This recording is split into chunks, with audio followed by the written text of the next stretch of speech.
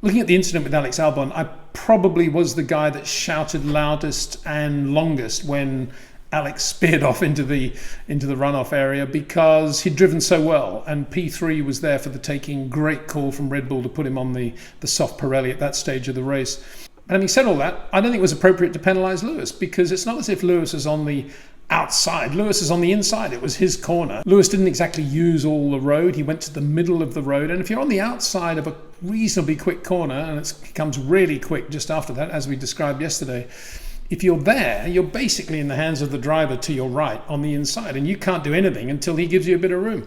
Now, the interesting point is that if you go back to the first lap of the race, exactly the same thing happened, but reverse situation. Albon was down the inside, Lewis was on the outside. Of course, full loads of fuel, tyre temperatures weren't up. And Lewis starts to go around the outside of Alex at turn 4. Alex does exactly what Lewis would do later on, comes to the middle of the road. And at that point, instead of staying there, Lewis backs out of it and loses ground. Obviously, Alex gets away.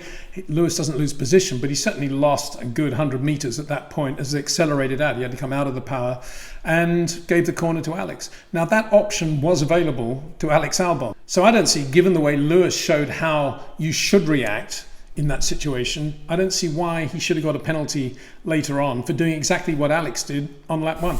But having said that, I did this video a couple of weeks ago about Alex Albon is much better than most people think. And that was because of that lovely bit of footage that Red Bull gave us of Alex head on into Copse in the current Red Bull. And you can just see how beautifully seamless his turn-in is at that point of very high speed. Even though it was only a 100-kilometre media day, he was nonetheless going quickly through Copse. And that is one of the reasons Alex looks so good around Austria. There's a reasonable number of I wouldn't call them high speed. They do call them high speed corners in debriefs because they're not slow speed, but they're medium speed corners, aren't they really? But on those corners, Alex is really, really good. And third place would have been his today. Great shame that it wasn't. I don't think Red Bull will in any way be upset with his performance, because he was trying to pass Lewis Hamilton on the outside at a restart. That's serious stuff. At the end of all of that, he didn't finish anyway. Maybe it was curbs, maybe it was something else, probably a sensor thing over the curbs. So in that sense, it wasn't a huge drama. He wasn't going to finish the race anyway. But let's look at this. Both Red Bull Hondas retired in the opening Grand Prix in their home race, you could argue, Red Bull, Austria, etc., etc.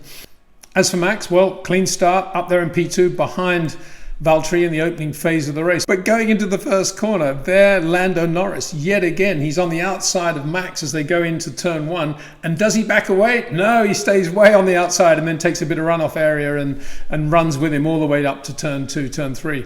Another great bit of driving by Lando.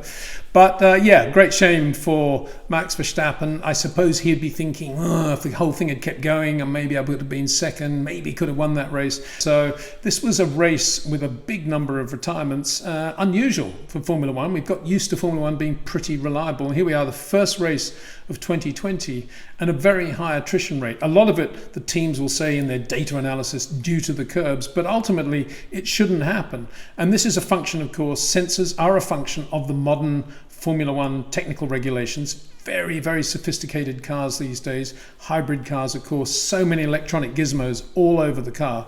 These aren't just pure rough racing machines. These are very, very sophisticated prototypes.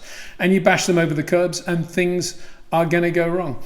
I suppose I've got a couple of minutes here just to say that I've always felt and I've always said that Formula One should have remained a raw race car, and they should have adopted Formula E as their way of moving into the next generation. They should never have let Formula E become a separate championship. It should have been part of Formula One from day one, and that would have allowed all the manufacturers in Formula One to do what they need to do in Formula E for the future to justify being in the sport.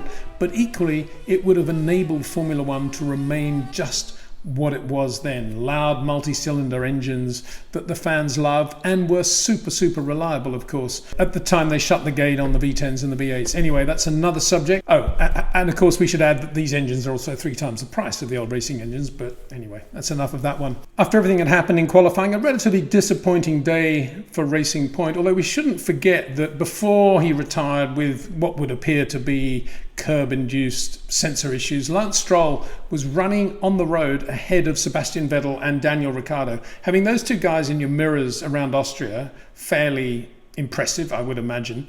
But he started to pull away from them. He was holding his own, doing a good job, I thought, but obviously hitting a curb or two, and that was that. Sergio Perez looked pretty good for most of the race, but a little bit ragged when the tyres started to go off, and so Racing Point will come away disappointed, I think, and beaten, of course, by both McLaren Renaults. And so just to be absolutely firm about it, McLaren Renault, the best of the rest, at a weekend when for a while out there it looked as if Racing Point Mercedes had a really big advantage.